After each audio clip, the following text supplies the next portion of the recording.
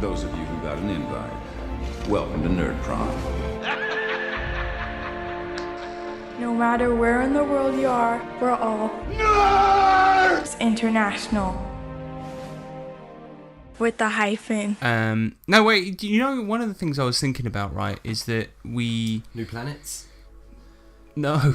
Okay. Where did you come up with that from? Because I was just thinking about big things and...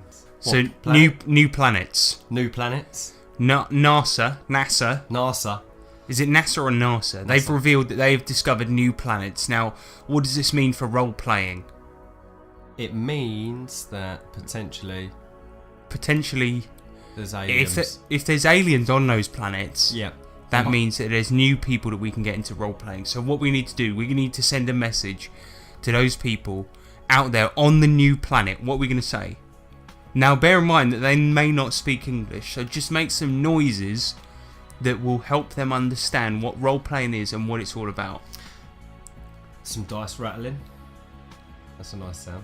Yeah, no, but then they might not even know what that is. So just make like ooh. What, like, it's interesting? Yeah, like ooh. What's this? Ooh. So that's what we're going to send them. We're going to send a probe to these new planets going, ooh. Ooh, look at that. Hello. Want to play a game? Oh, dear. No, this is the worst intro ever.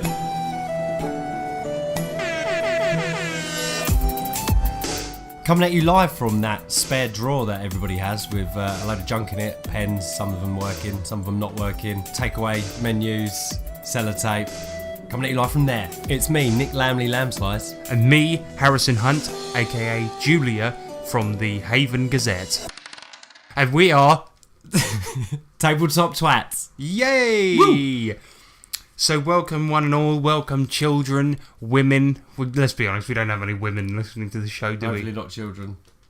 And hopefully not children, because this is not rated for children. If there are any children listening to this, do not listen, because this is basically pornography. For the ears. Yeah, exactly. This is ear porn. Ear porn. This is an RPG show all about RPGs, and we have got a show for you today. We've got What You've Been Slaying, where we talk about what we've been playing. We got the main subject, which this week is the delicious buns. Shadow bloody buns. Shadow variety. Then we've got Adventure Call Classic. Then we've got Fireside Tales. And we've got the Challenge Chamber. Then we've got your Chamber of Challenges. Then we've got your Electro Letters. Yes. It's going to be a show and a half. No outro. We've got an outro yet. Yes. Oh, mate. Thank fuck for that. The people... the people... uproar, mate. Exactly. We're bringing it back to the old school today. We're going just for our classic segments. The classics. So strap in... Where it all began. Exactly. Strap in, strap on, shut the fuck up and get ready, because we're gonna take coming you in. It's a thrill ride. We're going full thrill house. Full throttle thrill house. Oi! Yeah? What you slaying? This is What You've Been Slaying, where we talk about what we've been slaying, and this we're gonna call it tentatively What You've Been Slaying Goblin Edition, because yeah. We've been playing a lot of goblin-based games recently. Yeah, we haven't. Pure coincidence, but we have been playing a lot of goblin games. And now, first of all, what we want to talk about is Darkhold Goblin Adventures for Savage Worlds. Now, what is Darkhold Goblin Adventures for Savage Worlds? Well, Darkhold Goblin Adventures for Savage Worlds is a game for Savage Worlds, and it is called Darkhold Goblin Adventures. Fuck off. I'm not even joking when I say that. And what it is it is a goblin-based game called Darkhold Goblin Adventures for Savage Worlds.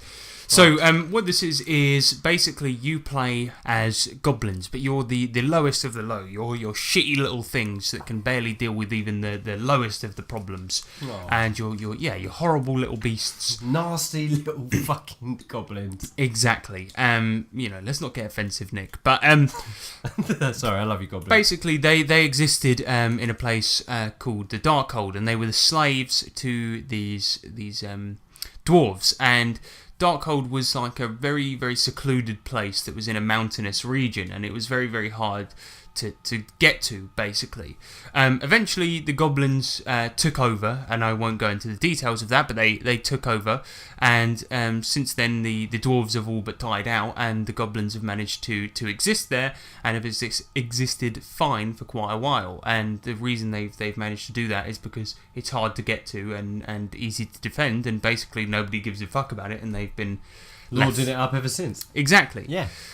And up there is a trade town where they do trade with human people, and they trade their crystals, which only the goblins are able to really mine, because they're immune to their horrific diseases, and the goblins use those to do magic and stuff like that.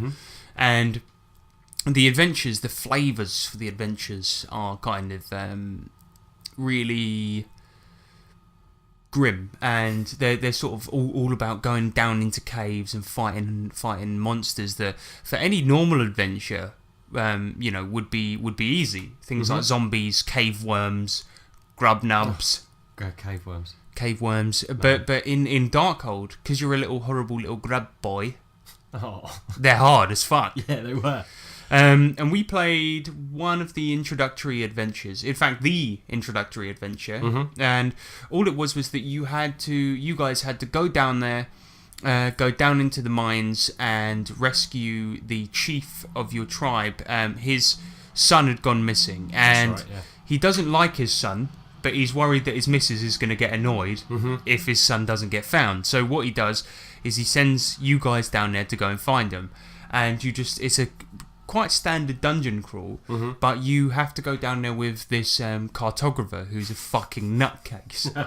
And find his son. And when you find the son, you found that he's been possessed by the ghost of an old dwarf. And the reason he's been possessed is because he's got his old pickaxe, which has his ghost in there. And it was really fun, wasn't it? Very good fun, yeah. Yeah, one guy survived and completed the mission. That's true, yeah. But it was really, really fun and really brutal. Just an encounter with some cave worms would turn into a really, really epic fight. And it was really, really great. But you played, one of the good innovations in this is you played the new type of magic user, which is called a crystal smith. Oh man, yeah, squeezed the crystals. Yeah, so I played a little goblin called Jez, and she was... yeah, exactly that. So she had these little crystals, and that would be basically the way she'd use magic. So we said that she squeezed them, and then the magic popped out at the end of them.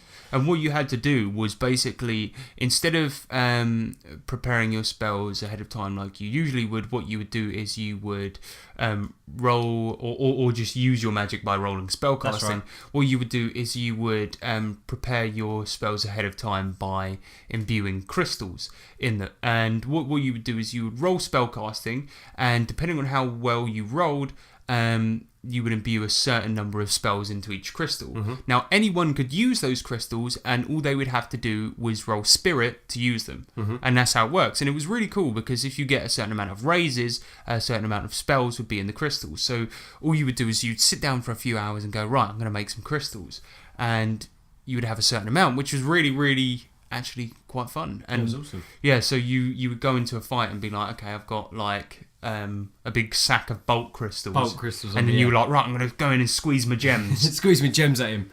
One of my favourite bits was when you ran out of gems midway through a fight, and then you got into a kicking fight with a zombie.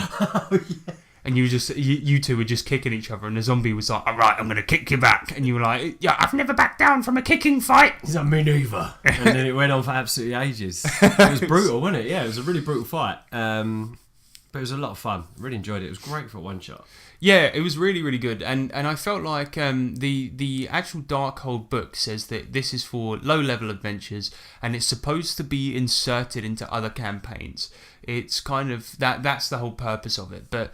as a taster, it's perfect. Yeah, and I felt like actually playing it could be done as a long campaign, and it would be fun to try and see these guys get to a higher level, but they're quite easy to kill. So I think that's where that sort of comes in. But like, actually, I had a great time playing it. But it has a very dark, like not dark as in grim and perilous like Warhammer, but dark as in a little bit gross. Just dirty. Yeah, dirty. Yeah. Going down mines. Just a bit of a dirty game, yeah. Yeah, yeah. It was all a bit grubby, and you feel it in the game. It was really good fun, and I didn't see the old son being possessed by the ghost of a dwarf come in, so that was a good little touch. Yeah, that was funny. And as soon as you saw him, instead of talking like a goblin, he was like, "You ain't pal." yeah. I'm glad they sent me some sleeves. Pick up a pick. Come on, get to work. Get stuck in. Yeah, that was good. Plenty of mining to be done. So that's Darkhold Goblin Adventures, and that was made by Rebel Minis. Rebel Minis. Rebel Minis, and that is available now from their website, I believe. Actually, that was sent as a gift by Gary McCallum, and that is available. You can see the unboxing video. He sent that in to us. That was very, very kind of him. He did. It's now available in hardcover from their website, so you can buy that from their website. Have a look, just Google it. We'll include a link in the description anyway. But next up, we played another game. More bloody goblins. More bloody goblins. I played a game called Saga of the Goblin Horde by Richard Woolcock. Great guy, handsome. Very handsome. Very handsome. Saga of the Goblin Horde is a game all about goblins too, but it's very different in feel.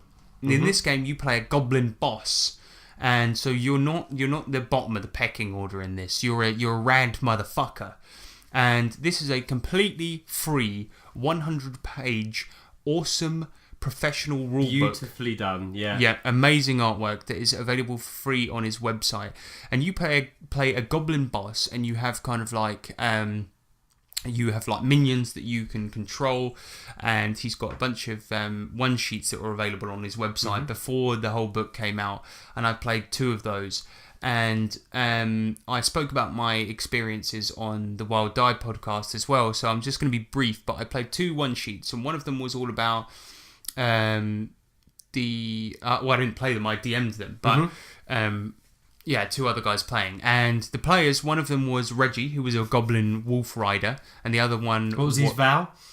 His vow? Reggie's vow, to never dismount. Yeah, he never once dismounted his wolf. Was that James's choice, or is that written into the... No, that was just James's choice. Okay. He never wanted to dismount the wolf. Ever, yeah. And then we had Squiggle, who was a mushroom-taking psychopath, who was a psychopath even by goblin standards, which was a great character. Anyway, we played 2 adventures. One of them was called The Root of the Problem, and the whole premise of this was that goblins like to eat horses, and they make stew out of horses. And the way they get these horses is by killing knights and stealing their horses. Now, Druid had solved this problem by making, instead of war horses, he'd made these war horse radishes, which were giant radishes. The knights were just riding around with giant vegetables. And so the goblins were pissed off. The goblin chief was pissed off because he had to eat giant radishes instead. So the goblin team, the players, had to go and kill this druid. And that was the first adventure we played. It was fucking awesome. And the second one we played was all about this tribe of goblins called the Bone Digger tribe, and they're a tribe of goblin necromancers, and this one guy defected from the tribe and gone to start his own skeleton army. And he defected, gone to start his own army, and then the team had to go and stop him. And it let's just say ended with a chase of them being chased by 300 skeletons, which is not fucking just amazing. Skeletons, and it had kung fu zombie nuns. Fucking hell. Yeah. And that's called Bone of Contention, that one. Bone of Contention, yeah. That one's also available for free on the website. And that was a great game. Had a very, very different feel to Darkhold in that you sort of higher on the pecking order. The goblins are somewhat competent and have more I wouldn't say kind of like unique abilities, and it had more of a comedy edge than Darkhold did. Yeah. Darkhold didn't go for more of that the comedy than Saga of the Goblin Horde, but that's fine. They both have their place. I think both of them are very, very, very good, competent games, and both of them have their place. And I would say get both and play both, because they're fucking awesome, and they're both really good for one shots. But I actually think, again, Saga of the Goblin Horde, I would play a long campaign in that. It was really, really good. Now, tell me, what is D&D? Dungeons and Dragons. That's for the people that don't actually own a castle. No, so they pretend to storm castles and get them So rid the of... yak people, the fireballs, the killing of the children, none of it was real. Was it? Define reality. It's been redefined in my country. I'm thinking the whole world must be going through that. None of it was real! Fuck! I'm trying to keep this brief, I'm really sorry. But the final Goblin game that I played this week was Tyranny of the Goblin King, which is a one-shot. The famous Pub Thulu. Yep, famous Pub Thulu. And this is a one-shot for Call of Cthulhu, and it is a fantasy conversion. This was a one-shot basically where there is a town that has been taken over and walled off by a Goblin King. And you play as a set of adventurers. And again, the way magic works in this is very similar to the Crystal Smith in Darkhold. But basically you need these like magical parchment. And you have to scribe your scrolls beforehand and put your spells on it, and then you can use them in battle. So you have to sit down, actually do that before you can use your spells. It was really, really fun.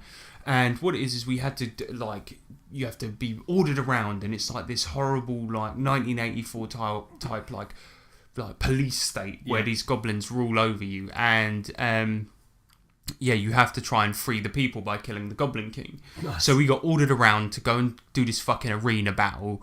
And then the next morning we wake up and we're woken up by these red ogres who are like, you're ordered to cook the Goblin King his breakfast. And we're like, fuck you. And we got no ingredients. We got no ingredients in the flat. So we go to the market and we can't fucking buy anything. We got no food about. So what we did is we cooked a big plate of mashed potatoes, and I was a wizard and I hid in the mashed potatoes, and I had all these sleeping mushrooms.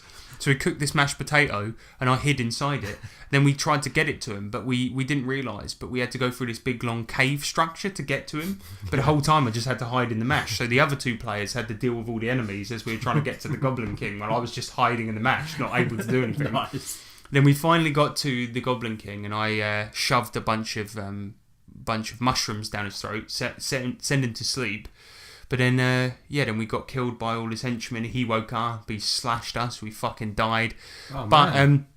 it was a really good, really oppressive environment. It was like this town where this guy who was a fucking idiot was ruling over everyone, making him cook for him with and an stuff iron like this. fist. Yeah, and that was a really, really cool little one shot about. Did you all die? Yeah, we all died. Yeah, Brilliant. Of course Cthulhu. we did. But that was one up for Cthulhu again. Yeah, that was just a little one shot written by my brother. We are actually hoping to write that down, not publish it officially, but maybe just get a PDF on, I don't know, a blog spot or something like that. Still waiting for Demon Dogs. I'm still waiting for Demon Dogs too. A couple of one sheets, and then we can just pop them onto the G+. But we've got all the archetypes for that written and stuff and things, and hopefully we'll be getting the Tyranny of the Goblin King online soon. It's Sean's thing, but that was really, really fun, and it was weird playing a fantasy setting in Cthulhu, but he did a really good job of converting it, and actually it worked really well, and it didn't even feel like Cthulhu anymore, and it was really good. So yeah, that was awesome. So 3 Goblin games in the space of 2 weeks. It was fucking awesome. Goblin City, I like it. Yeah, Goblin City. No one will take our prized lemons from us. Hey, has it been about 10 seconds since we looked at our lemon tree? It has been about 10 seconds since we looked at our lemon tree. Hey! Hey, what the fuck? It's a horse! It's a horse stealing our lemons! Yeah, so I've got a couple of adventure modules. One's for, one can be run for Fear itself or Trail of Cthulhu, which is pretty cool, and the other one's just a few, I think it's 5 stories for the Trail of Cthulhu. One of them's called Out of Time, and the other one's called The Seventh Circle. The Seventh Circle sounds pretty cool. It's you're a film crew for a paranormal investigation team, and you go to a haunted house to do a show, and that's the setting for the game. Meant to be pretty good. And then the other one I think is just 4 Trail of Cthulhu settings, all through different times. Seventh Circle one sounds pretty awesome. Yeah. I don't know if you've ever seen those Most Haunted series. Oh, you know how shit they are. Oh yeah. Wouldn't it be really funny if you were going there and because the presenters of those shows clearly know that they're bollocks. Yeah, Right. exactly. Now, wouldn't it be really funny if you were like one of those teams that you went there and you're like, right, can we just get this fucking over with? And then the cameras start rolling. You're like, right, we're here on scene. We might see something spooky today, listeners. And then like an actual demon comes out, and you're like, ah, What the fuck? Or like, yeah, so you're the guy who's planting, because I think the thing with fear itself is it throws normal people into some really scary situations. So in that situation, you're actually somebody who thinks it's bollocks. Yeah, so you're there setting up tricks, knowing that every time you do these shows, there's the gimmicks that they use and stuff like that. And as you're doing that, something happens. You're like, John, I told you not to set it off yet. And he's like, I didn't do that. It's like, fuck off, mate. And it actually is, an actual ghost presence is there. And it would actually start scaring the shit out of them people because they think sounds good. It's not real, man. But it sounds quite fun, yeah. So I'm gonna look at that. I really want to play some Trailer Cthulhu actually. So yeah, you've owned it for a while now. We haven't played it yet. We played it once ages ago, but we've got a lot of adventures. So hopefully we'll be playing that soon, and we'll get back to you, listeners, on Trailer of Cthulhu and Fear itself. Fear itself. Not the concept of fear, but the game Fear itself. Yeah, that'd be a long podcast. But that's what we've been playing this week. We've been slaying. Nick's bought a couple of things. I've been playing a lot of goblin-based shit. Next, I'm thinking of moving on to a lot of basilisk-based stuff. Yeah, okay. And then I'm going to go on to manticores. Manticores, eh? Yeah. The good old manticore. That's the new thing. That's the new thing that's in next summer. Manticores. That's what all the kids are getting into. That's what they're all doing, manticores. Main subject. Main subject. Main subject.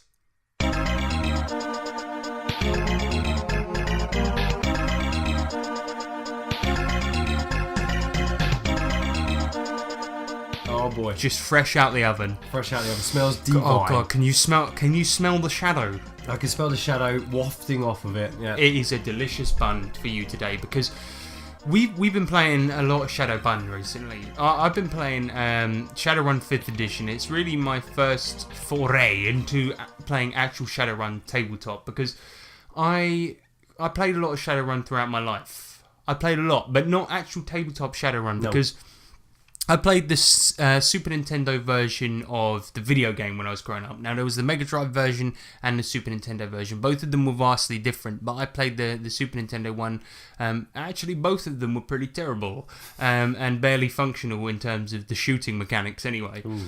And then I played the Xbox one, which a lot of people really hated, but I loved it. And then, of course, Shadowrun Returns. But I never found anyone that wanted to play the tabletop version with me. Oh. But now I have a group together and we've been playing a lot of Shadowrun 5th edition. But Nick, you've been playing... I've been playing with you some Savage Shadowrun. With Manuel. Yeah, absolutely. Which is a conversion that he wrote. And so we've both got some Shadowrun experience. And now we wanted to talk you, listener, about what Shadow is run. Is. Right? About. Exactly. In a bun. So in around the bun that's way. What we're going to do now. So the way we're going to do this, the way we're going to structure this. Slice it. We're going to slice the bun. Let's get inside. What's that? Is that we're going to get to the jam of the bun and we're going to talk to you about it. So first off, we're going to talk about 5th edition and the mechanics and how that works. And then we're going to talk about Shadow Bloody Bun Savage version.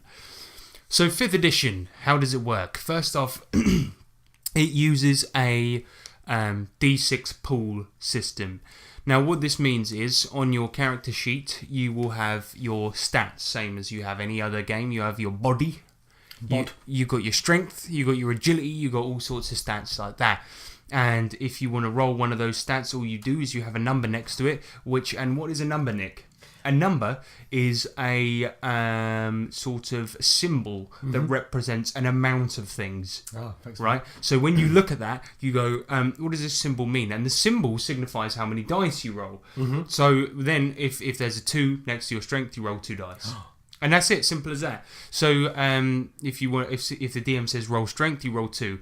If you get a 5 or a 6, that's a hit. So all you ever need to do is roll your dice and then tell the DM how many hits you get. So you don't add them together, it's individual dice represent hits or misses. Yeah, exactly. A 1 is a miss, a 5 or a 6 is a hit. Gotcha. And that's it. That's all you ever need to do. It's so simple Lovely. to roll. And it looks complicated when you see other people playing it, because it's like you roll 13 dice and it's like, the maths is going to be horrible. But all it's they're like, looking for is either a hit or a miss. yeah, And then once add you them up. know how to just look at the dice and read it, it's literally just boom, roll, and then you're just like, it's 4 so hits, satisfying boom, as yeah. well.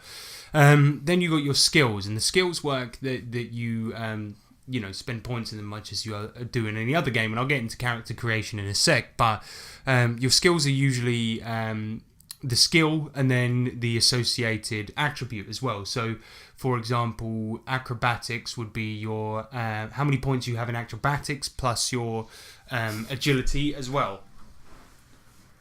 So you would then roll, let's say for instance you have 6 in acrobatics and you have 2 for agility, you would roll 8 dice for that. And so next to your acrobatics down below you would just have 8. So you roll 8 dice. And that's basically how it works. Next to everything there's a number, that's how many dice you roll. It's really, really simple. It's a very, very simple game to play. Every time the DM asks you to do anything, to roll anything, you just look for the number, roll that many dice. Done. Yep, nice and simple, very, very simple system. But basically, what Shadowrun is it is a cyberpunk game. It's also got magic and trolls and witches, Dwarves. and bitches, and little pixies and goblins. And what happened is that at some point during the future, an event called the Awakening happened, and I won't get too much into it, but the Awakening basically awoke all the magic and the dwarves and the pixies and Sailor Moon and all of that And they all stuff. popped out. And they all popped out of a little box. Yep. And so all those things now coexist. But it is a dark dystopian future where corporations are the king. And the one thing that the word that everyone always mentions is extraterritoriality. So all of these companies and corporations basically run by their own laws, and on their turf their say is final. That their laws go, because they have extraterritoriality, and as a result they're not bound by the laws of that country. What they say goes. Exactly, and that leads to some pretty shady, pretty shabby shit. And they hire people called Shadowrunners to do missions for them, and these people are shady characters that are often hired to wage these underground wars between corporations and or other shady organizations, basically. And that's sort of the world that you're dealing with. It's that plus magic, plus horrible shit. It's fucking awesome. Brilliant. Yeah.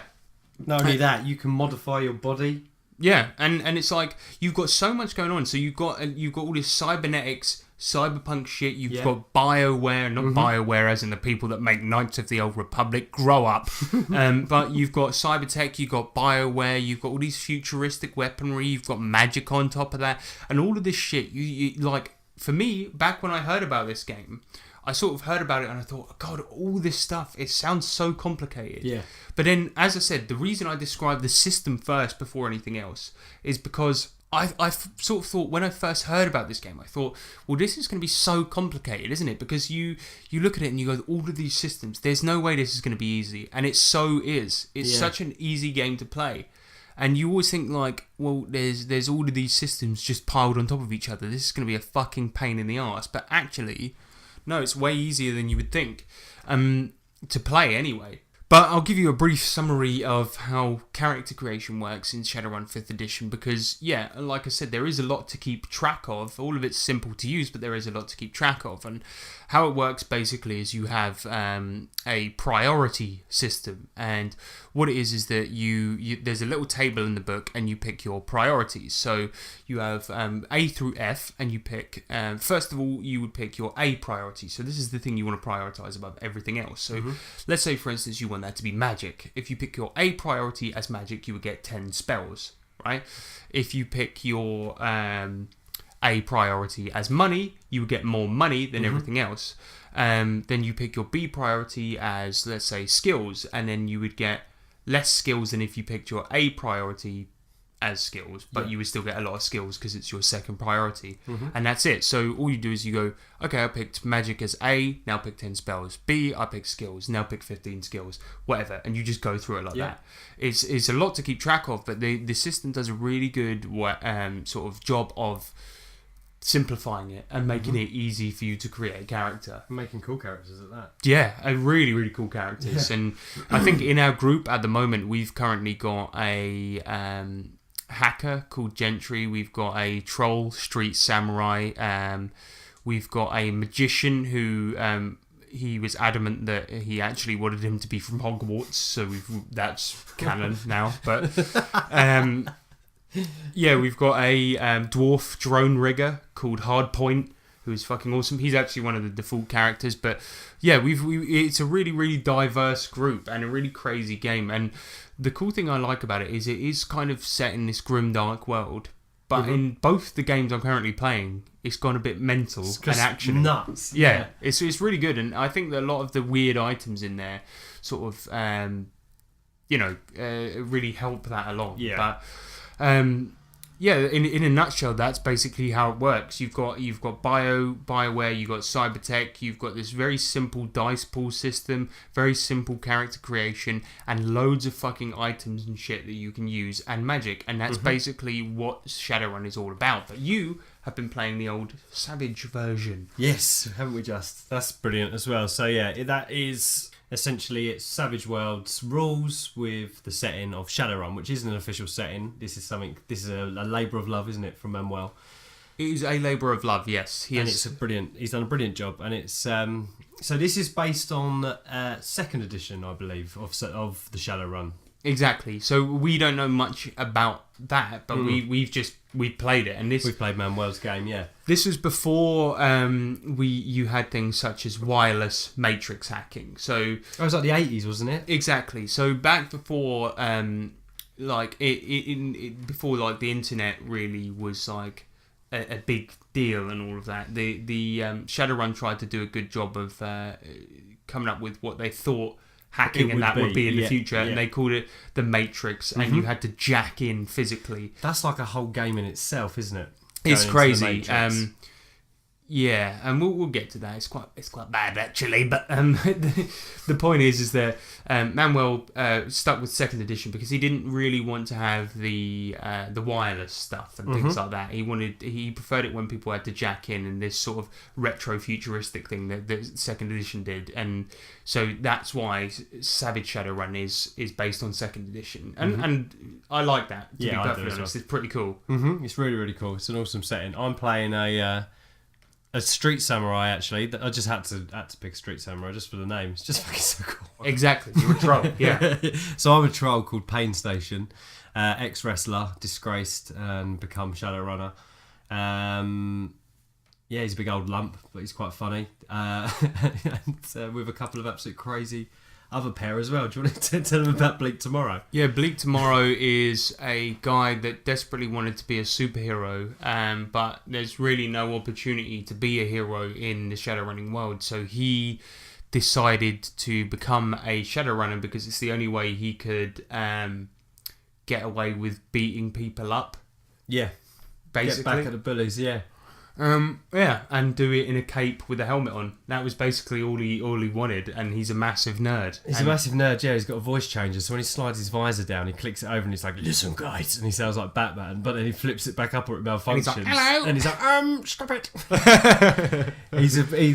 He kills me. It's a great character. So he's in like all black with a black motorcycle helmet and a cape. Yeah, I'm Bleak Tomorrow, and then we've got one last guy who's Twizzler, who is a Japanese hacker, and he's got a bit of a violent streak to him, hasn't he? Yeah, we found out. He's very quiet, but then eventually he'll just stab people for no reason. He's a stabber. Twizzler the Stabber, we call him. But he saved our bacon, that's for sure. He saved our bacon many a time. But yeah, basically, Savage Shadowrun, it works, it just uses the basic Shadowrun Savage Worlds rules. Yeah. But we've got like all of the spells in there with Shadowrun trappings, and then we've got like there's a few extra bits. You've got essence, for cyberware. Yeah, and then we've got bloody. What else we got in there? Some Shadowrun items, Shadowrun guns, all of that stuff. And it works really well. I mean, the actual feel of Shadowrun is preserved in there. Is that available for free somewhere? Can people download that? I think they can. Manuel's thing. Yeah, I think so. I'm sure. We'll double check that. We've just kind of. If it's in the links down below, then it is. If it's not there, you didn't hear that. Then you didn't hear any of that. All right, but yeah, and it's really, really awesome, and it does manage to preserve the feel of Shadowrun. But you remember that you need to legally own a copy of second edition if you want to download it. Yeah. Innit? Okay, good. But don't download it if you don't have it. Unless you're a pirate. Because we own a copy of second edition, right? That's why we're playing it. Yeah. Look, so back there on my shelf. Oh, I see it. No, you can't see it because it's hidden. But anyway, the point is go and play it. Go and play it because it's really good. It is really, really good. If you like Savage Worlds and you like Shadowrun, then well, what more can we say? One of the things like that I really, really admire about Shadowrun, and one of the reasons I really like it and wanted to talk about it today is obviously as I've said, I really admire how simple they make the character creation and how easy they make it to get into. Additionally, obviously, how simple the system is, but just the absolute freedom that the system gives you. I really admire it for that reason, and this is a game where I feel like when you start off, you're a historied character. This isn't a game where you start off and you feel like a grub. Yeah. This is a game where you start off and you feel like you're a person who has been through the mill. Mm-hmm. And you are a battered fuck. No rookies. You're a guy that knows his shit. And you're a person You've survived. You're still going. The fact that you're alive means that you've had to, in this kind of bleak Shadowrun universe, that means that you know what you're doing. Exactly. And I really, really like that about it. And there's no characters where you start and you feel incapable unless you've done something really wrong and you've really fucked it up. Yeah. Yeah, then you're an idiot. But it's really, really good, and it allows you so much freedom with all of it, and with the character creation. I know back in the day, I think it had like a class system, but nowadays with 5th edition, there's so much freedom with the character creation, and when you get into the game, there's so much freedom with the way you can do shit, and like the way you can upgrade your character, and just the sheer amount of stuff you can do. It's like, okay, with the cyberware, for example. You can install a Cyber Eye, for example. Yeah. But no two Cyber Eyes are the same, because you can install a Cyber Eye and it's got like let's say for instance 3 module slots on it. Mm-hmm. Well, I may install a Cyber Eye in my eye. Mm-hmm. You can install a Cyber Eye in your eye, and ours will be completely different because I can install 3 different bits of software on it to the ones you have. Oh, yeah. And exactly. So as a result, we'll have 3 completely different things. Yeah. Or we may have 2 different computers that have completely separate so many things. different variations. Or maybe you have different Bioware or whatever, and the customizability is so fucking crazy. Yeah. That you have so much freedom that actually the way you play the game and the way you customize your characters leads to just an amazing, stupid amount of customizability and freedom that it's just ridiculous. And my mate Philip, who's playing with us, he's an AD&D nerd, and he's been playing that for years. And we went out into the hallway, and we were going for a cigarette break, and he just said to me, he was like, "Man, I love this game. It's just there's just so much freedom." And I was just like, "Yeah, I know." Imagine coming from D&D where it's like, actually, yes, I get a +1 on my spear because I'm on an elevated surface, and you're like, "Come on, mate." Look, in this game, he's just like, "Can I just, I just want to activate my turn into a jet mode," and you're just like, "Yeah, fine." Actually, I don't know if that's in the game, but it should be. Yeah. But yeah, like it's a fucking amazing game. Just so much freedom. But what about the magic? What about the magic? Let's talk about the magic. The magic is fucking great, actually. It was really funny because one of our guys, he spec'd as a main magic user, and he basically used one of the out of the box magic users, Koi Dog, right, who came with the beginner's box, right? Yeah. And she didn't spec as a main magic user. It was more as a, I think it must have been like priority C, where she had like 5 spells, right? And he spec'd as a main magic user, which meant he had 10 spells, but everything else had to suffer. He prioritised his magic, basically. Exactly. Yeah. And everything else had to suffer, so he's got like not that great on skills. He's got a pretty decent gun, but his second priority was money. So he's a loaded magic user. But he's not that great at anything else. No, I think his skills are all right. Like he's specialised in a couple of skills. Yeah. And he's got like, you know, a decent. He's got a really sick gun. Like I think he bought the best sniper rifle that money could buy. Okay. So he's really good at sniping, at magic. Not that good at anything else, and he's got some good armor and a really sick gun. That's what he went for. But he straight out the box, day one, 10 fucking spells. Boom. And it's like, when the fuck do you see that in any other game? In Pathfinder, you start like, oh, I'm a wizard, level 1. I've got magic missile. No, I don't even know if you get that at level 1 anymore. Oh god, yeah, no. But the point, I've got create water. Yeah, it's like, take that. We actually use that a lot in our first Pathfinder campaign. Good point, yeah. But anyway, the point is that and these spells, like, it's not like you have different ranks of spells. These are spells that are useful throughout the entire game. So yeah, you get it forever, because the way magic works, you pick a power of your spell. So every time you want to cast a spell, you cast a spell to a certain power. So you can cast up to your maximum spellcasting. So he's got a spellcasting of 13, which is currently the maximum, and it's the maximum for his character. So he can cast up to 13. If he does so, each spell has a certain drain. So it'll be like spellcasting -3. So let's say, for instance, he casts at 13. That means that he could possibly get a drain of 10. Wow. Okay.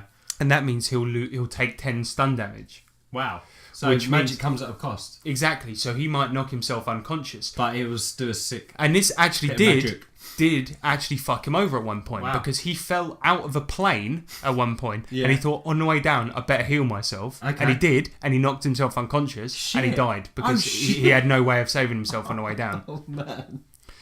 So yeah, isn't the same guy that was meant to just shake some people up and ended up vaporizing them? Yeah. He did with a thunder spell, because he cast it at power 6 and fucked somebody up. So that's how magic works, because you don't have weak spells and strong spells. You just have spells. Degrees of spells on each roll. Exactly. You can cast them at whatever power you want. So he's got 10 spells that he knows, and he can cast them at whatever power he likes. Likes it, I do. Yeah, it's really, really, really cool. And so he's got shit like mass confusion or confusion. He's got lightning bolt, fireball, like loads of really cool shit. Levitate, wall walker, like loads of really cool shit. And for instance, he picked levitate because he fell out of a plane that time. So when he created his new character, he's like, "Yep, I'm definitely picking levitate." And I think there was a point where he was just like, they were trying to get up somewhere, and they were standing there for ages, just like looking up at this hole, and they were like, "How the fuck do we get up there?" And he was just like, "Oh yeah, levitate," and he's just like, "Oh!" He just ascended. Yeah, so like with that spell, for example, when he rolls it, it'll be it'll be force equals the amount of minutes he's able to levitate for. Right. Okay. So it's like shit like that. Okay. Yeah. That's cool. Really cool. And he has to pick his force wisely to be able to use it. So he's trying to avoid getting stunned by his spells. And I really, really like the way the magic works in it. It's very, very interesting. Yeah. And it leads to dramatic, like anime type moments where somebody's going like, "Fuck you, I'm gonna kill you," and he's like, "Force 13, yeah, and then he stuns himself, flies through a wall. And then like at least these moments where he's like all knocked out on the floor, and people are like, "Why did you do that, man?" And you can be like, "I had to do it, man. I had to do the big spell. It's took it out of me though." That hasn't happened yet, but it can lead to moments like that, and I really, really like it. So yeah, I mean, there's just so much scope for freedom in this fucking game, man. It's what a system, and the guns. What a lovely set of buns. Let's talk about the fucking guns. Oh man, because the team at the names moment, by themselves are just brilliant. Yeah, we got like the Ares Predator, the Crime Cannon, the Ares Super Squirt. Yeah, which actually I think they put that in as a little joke, because back in the day they used to have these in like the older versions of Shadowrun, they had squirt guns as well, and I don't know if they had the Ares Super Squirt specifically, but there was an old technique used in older versions of Shadowrun that people used to do, where they used to get this thing called DMSO. Now what I may be misremembering this because I never played the older version. So if I'm wrong to any old Shadowrun nerds, I apologise. But DMSO, what it is you would put it into a squirt gun, or not necessarily, but you would put, if it came in contact with somebody's skin, it would allow drugs to be absorbed by the skin. So what people would do is put it into like super soaker guns, squirt it at people, then they get somebody else to like chuck heroin at them. And then they would just be, and like that was a good old like technique that people used to do. And it basically would break people's games. And it would just devolve into squirt gun wars. And this was something that Spoonie spoke about. And I was looking through the Shadowrun 5th edition book and came across the Ares Super Squirt. Now, somebody will have to let me know. It was this in previous editions? Because like, it seems weird that they would specifically, like, a weapons manufacturer would make a squirt gun. It's weird, isn't it? So I don't know if that was in the previous editions or if they put that in as a joke that weapons manufacturers are now making squirt guns. Yeah, for that very reason. Was it for DMSO reasons or not? I don't know. Let us know. That's interesting. But I kept specifically trying to tell the players that this existed. I've put, because of that reason, right, in every game that I've ever DM'd, I put squirt guns in as a viable thing to see if people would ever cotton on to the fact that you can put any substance in a squirt gun and squirt it into somebody's face. Of course, yeah. I think we've done that before, haven't we? No, nobody's ever fucking done it. You sure Sean hasn't? Yeah, that's what I was thinking. Like, somebody would put bleach or hot sauce or something into a fucking squirt gun. Squirt them in their eyes. Yeah. Like mace. Yeah. But anyway, the point is that Shadowrun is a great game, and whether you play the Savage version or you play 5th edition or you play one of the old ones, because the old ones are great as well. Obviously, and the computer games, brilliant as well. The computer games are amazing, and Shadowrun Returns is only £10 on Steam, and it is probably one of the best RPG licensed video games ever made. So good, if not the best. And it uses the rules. Yeah, and it uses the rules of Shadowrun 3rd, I think.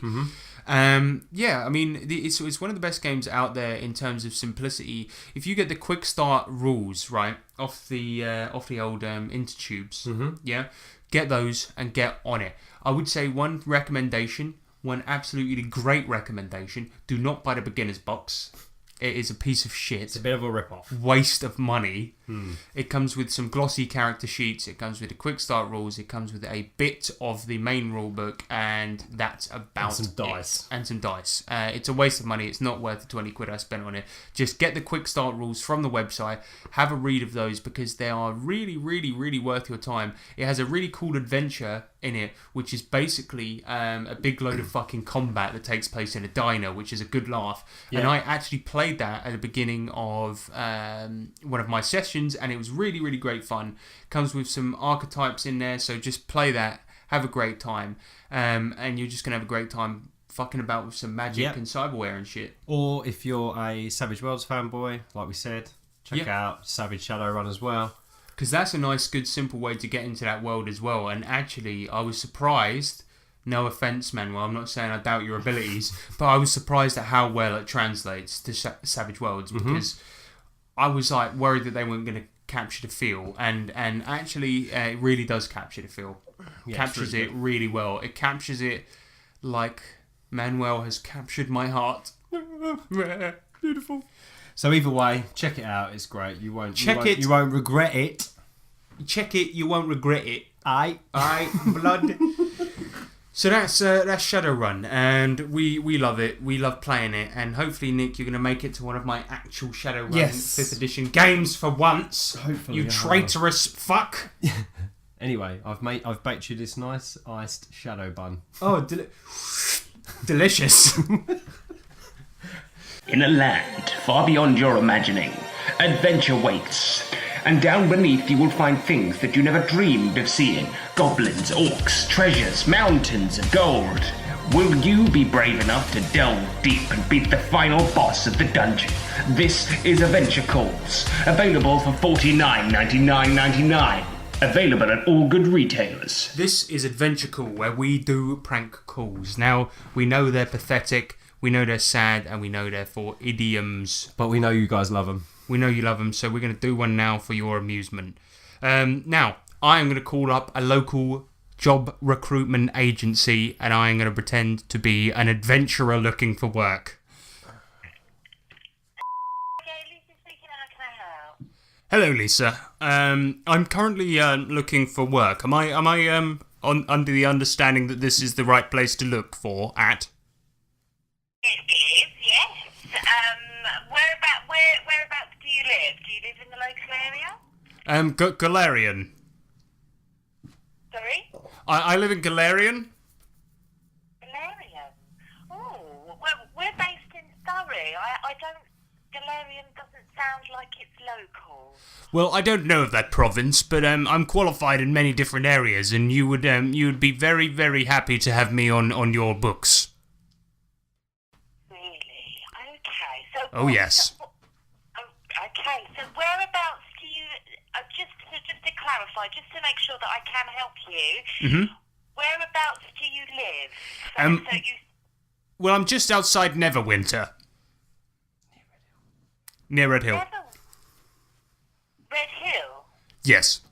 Oh, you live in Red Hill. Okay, sorry. So named because of the bloody battle which took place atop its peak. Okay. So what's your background then? Well, I'm very good with outdoors work.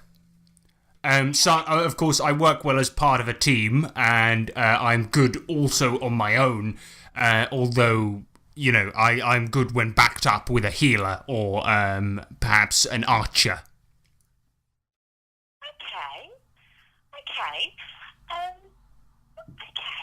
So, have you got a CV? Have you got a CV that you've put together? I have, but if we could go over a few things on over the phone so I could tell you some of my qualifications. Okay. Well, My greatest achievement is that I slayed the Lich King. You played what, sorry? The Lich King, Lord of the Witcherlocks. Lord of the Witcherlocks? Lord of the Witcherlocks. They call me Lance Lightbringer, Slayer of the God Kings. They call you Lance, sorry? Lance Lightbringer, Slayer of the God Kings. Slayer of the God Kings? Oh, Yes. Oh, wow. Then that does sound like a real high achievement. Oh, I'm very Thank you. pleased that you've got that. I will say one thing though, Lisa. I shan't work with dwarves. You can't work with dwarves? I do not trust them. You don't? Okay, that's fine. Okay, well, what sort of thing are you looking for? Well, you know, I'm getting old, Lisa, I'll be honest with you, and I'm looking for something easy, like caravan guards or bandit slaying, something like that. No liches, no witches. No witches, okay. So you'd like to work in a caravan park? No, caravan guard, you know, guarding the king as he travels to distant lands. Oh, I see, okay.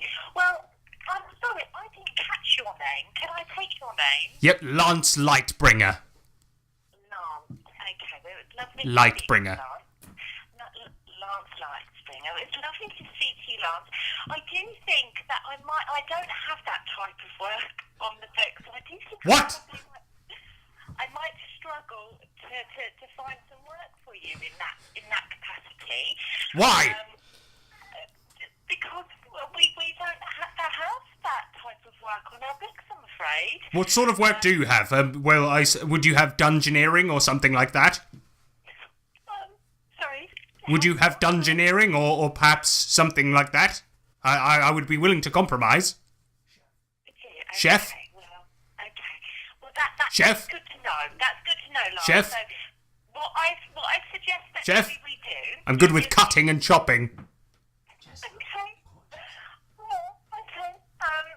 So I have my own axe.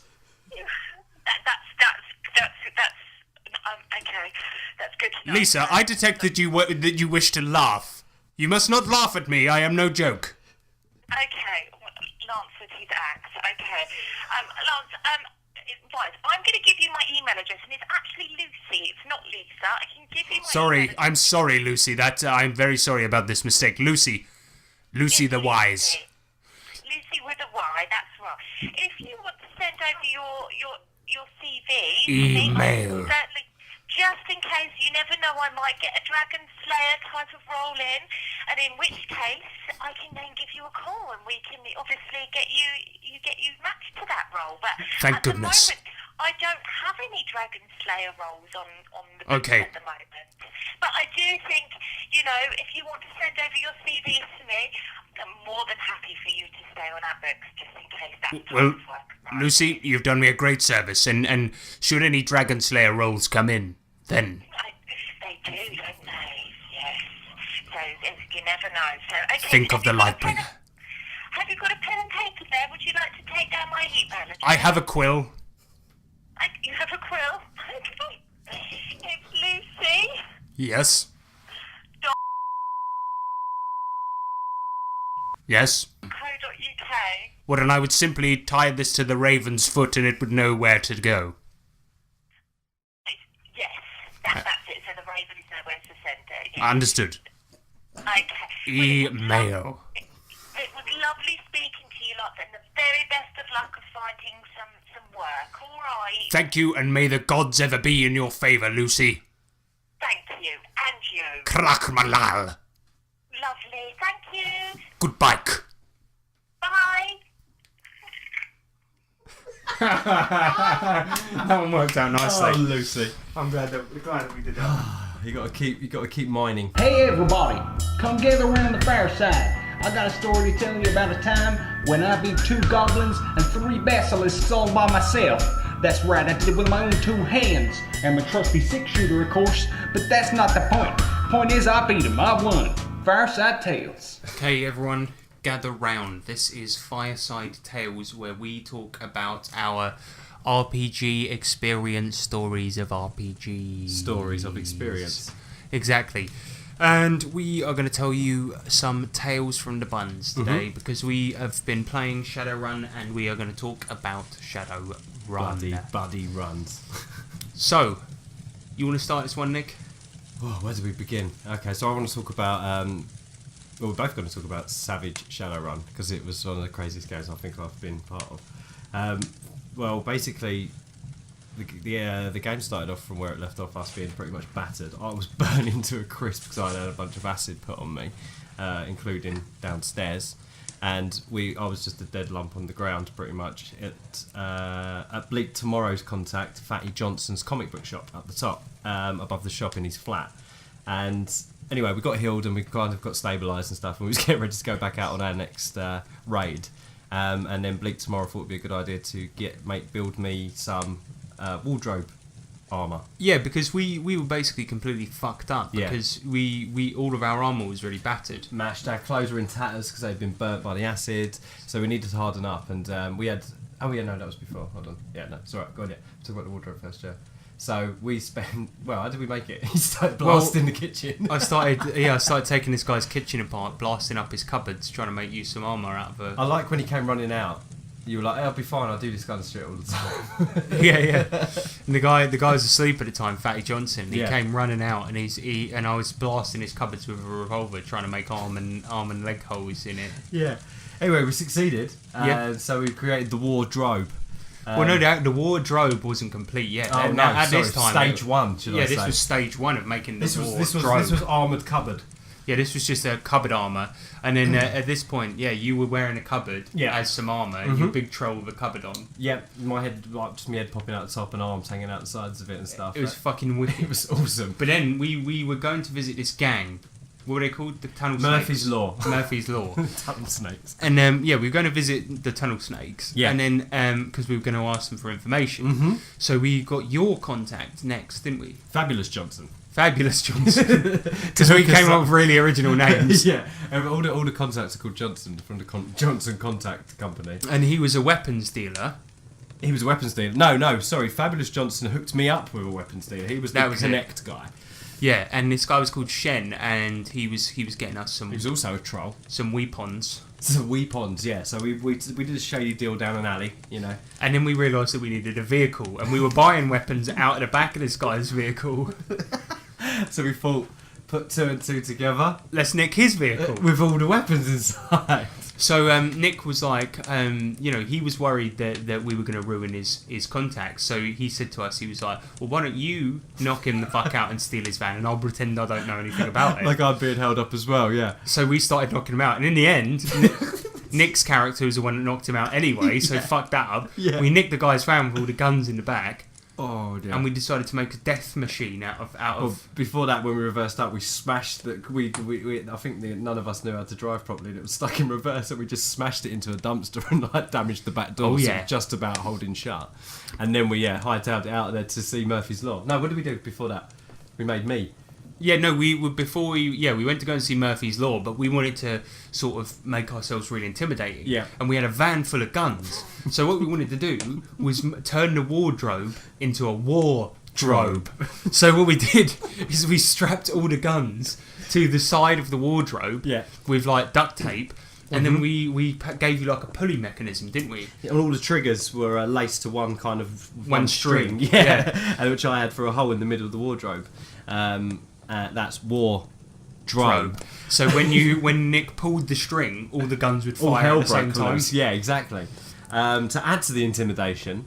Yeah, we waited till we were just round the corner from the tunnel snakes, and then I stood on the roof of the van, and then Matt, his character Twizzler, was driving the car, and we drove past slowly with me standing on the roof of the van, him playing DMX's X Gon Give It To Ya really loudly out the car, while I stood on the van giving 2 middle fingers, flipping everybody off. With my helmet on, or view in the back of the van, not visible at this time. Primed. Yeah, primed and ready with the War-Drobe. Yeah. And then we waited for it all to kick off, and as soon as it kicked off, you booted the back of the door open. But we had a code word, didn't we? So as soon as shit kicked off, I said the word Jenga. Jenga. And so I said, you guys should calm down and play a game of Jenga once in a while. And then you knew, and you kicked the back of the door open, and suddenly this fucking troll with a cupboard with all these guns attached to the outside came out and just pulled the string and then BOOM!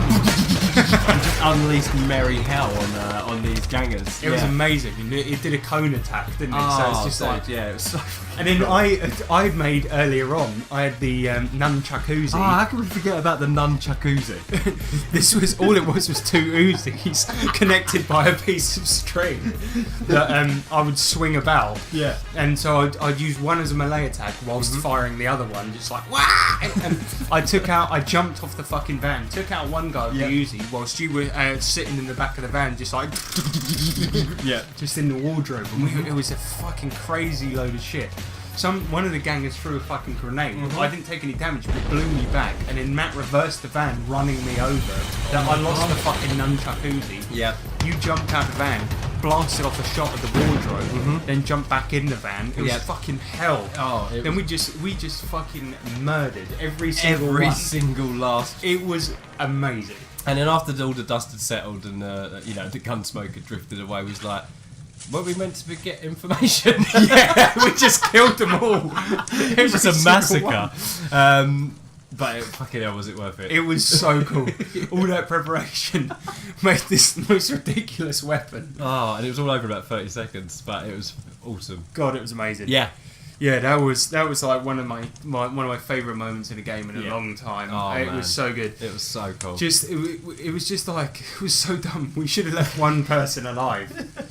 We saw blood. And the nunchakuzi, I was trying to make like a fucking Batman on a budget type gadget. Oh yeah, because you were like, got any batarangs? Yeah. He's like, no. He's like, I just have guns. What don't you understand about this? Yeah. So that's a very short but sweet tale, all about how we made a War-Drobe, a nunchakuzi, and had a guy driving us along with DMX blasting out, who accidentally ran over me and ended up killing every single person that we were supposed to be questioning. Yeah. And that's Shadowbun for you. Oh yeah. Get into the buns, everyone. Yes. Snuggle up in them buns.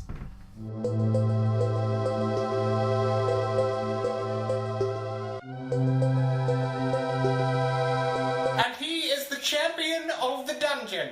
So we spoke last week about the homeless gnome, right? That little fucker. Yeah, and he, I heard that he'd ascended, right, and that he'd got a castle out in Reading somewhere. Yeah. And that he'd been stealing. He'd made a fake Patreon. We had the security breach the other day. What security breach? I'm at work, and all of a sudden, our Google Plus starts posting saying that the little pricks on our Discord on server. our Discord, yeah. What the fuck is wrong with this guy?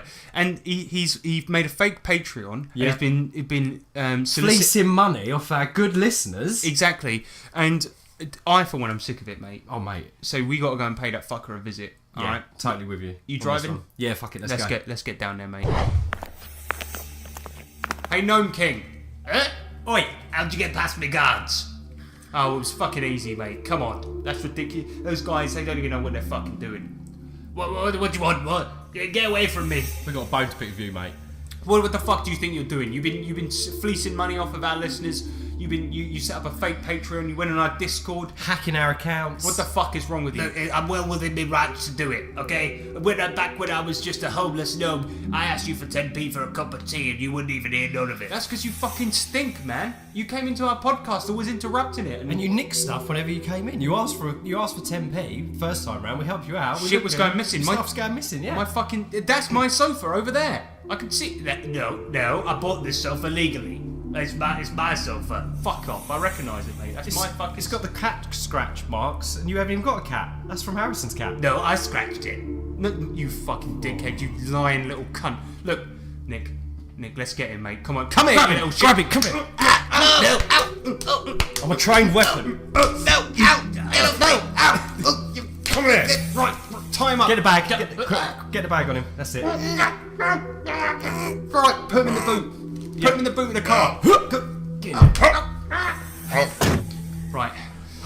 Oh, fucking hell. Let's get him home. Come on. Yeah, quickly before anyone sees.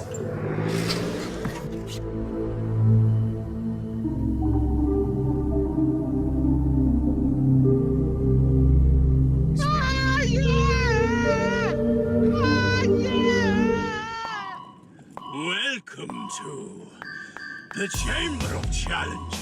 Chamber of Challenges. The Chamber of Challenges. Chamber of Challenges.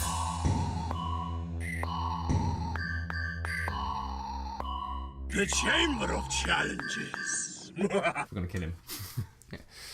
Yeah. We'll just cut that bit out about us going over there, mate. Yeah. Yeah. No one needs to know. Yeah. Just leave them in there for a bit. Disappeared. Exactly. All right. So this is the Chamber of Challenges. And today we have got a very special noise that Nick is making because the bag's being opened. We are playing a little challenge which wasn't even cooked up by me, so that's how lazy we've got. This is something a listener has made up. We are going to play a little round of Elevator by Manuel Sams. Now, what this is a futuristic role-playing game set in a future where the old school versions of lifts and elevators are back. You know, back in the day when you'd have a lift or an elevator, and that that lift would you would have like a bellboy in there that would operate the lift. Yeah. Well, now those are back, except they're virtual, right? And the lifts talk to you. You stand in the lift, and you would get in, and you tell the lift which floor you want to go to. Except this particular lift, you, Nick, your character, has been infected with a virus and it wants to kill people. Okay. Your objective is to get away with it. Yeah. Right? And you, if you get found out, you will be replaced. Okay. All right. So it is a normal day, right? And there it is 9 a.m. and some people get into the lift and one of them goes, 9th floor, please. Welcome and thank you for entering me. What floor would you like? Vocal command required. 9th floor, please. Certainly. 9th floor. Thank you. Fucking thing doesn't even work. I had to enter the command twice. Another lady looks at him and goes, yeah, bloody thing. Always on the fritz. So anyway, with the weekend, did you have a nice weekend? How the kids? Yeah, they're fine. They're lovely. Thank you very much. Thank you for entering floor 9999999. No. That wasn't the floor I chose. I want to get up really, really quick. Okay, roll your elevation. That's a 5. Okay, yeah, you go up unbelievably fast, and as you go up, you can see that through your CCTV that the people are like all squidged down, and they're sort of hitting the floor, and they're like, ah! And you're going up really, really fast, and you're going up to like the 70th floor at this point. And he's like, this was not the floor I entered. No. I should stop.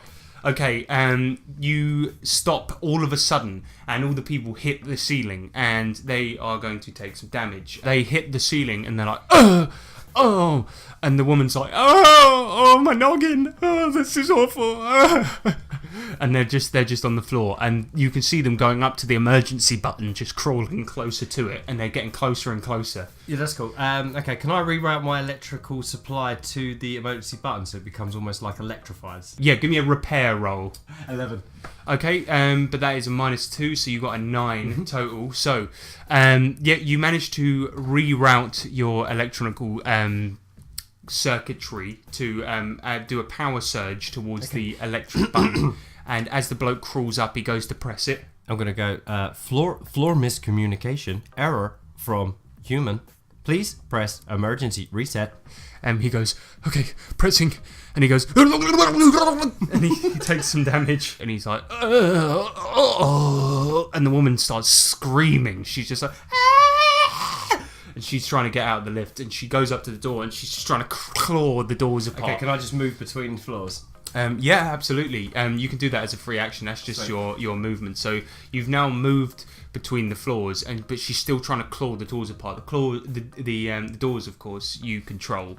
So she's trying to claw them apart. That's fine. She is going to roll her strength. She manages to succeed and get them about 2 feet apart, and she's now trying to crawl out. What do you want to do? Okay, I'm going to shoot down to the ground floor. Okay, roll elevation. 10. Okay, you shoot down to the ground floor, and you can see that her basically one side of her body gets all mashed up as she's halfway out the elevator. She just gets all scraped down in the scraping of bone, and there's just blood everywhere, all inside the fucking cabin. And she's just like, and when it gets to the ground floor, you can see on your outer CCTV that there is a group of fresh employees waiting to get in. And that is it for part 1 of Elevator. We're going to continue the saga of this evil elevator next time on Tabletop Twats. In the future, you will be able to send a letter from anywhere on the planet. This is the future. This is the Electro Letter. So this is Electro Letters, where we take your mail from around the world and we turn it into audio material, and then we read them out and we answer them, don't we, Nick? That's what we do. That's what we do. How do we do it? Of Electro. How do we do it? I don't even know. Witchcraft. Bitchcraft. Bitchcrafting. Exactly. Yeah, powered by Bitchcraft. The Electro Letters. So we've had a few. We was a bit last minute asking for them, so sorry about that. Sorry. But nevertheless, we've had a few come through, which is always nice. All right, and our first question comes in from James Clark, the pumpkin, bless him. And he has sent a myriad of questions. And his first question is, can you please compare one scene in a game that you both played and let us know the difference in your imagination? I have a really good one for this, because I want us to both describe. In our Pathfinder game, there was a goblin pub. Oh, the good old goblin pub. I want you to say how you imagine it. No, in fact, I'm going to say how I imagine it first, because then I want you to say how you imagine it, right?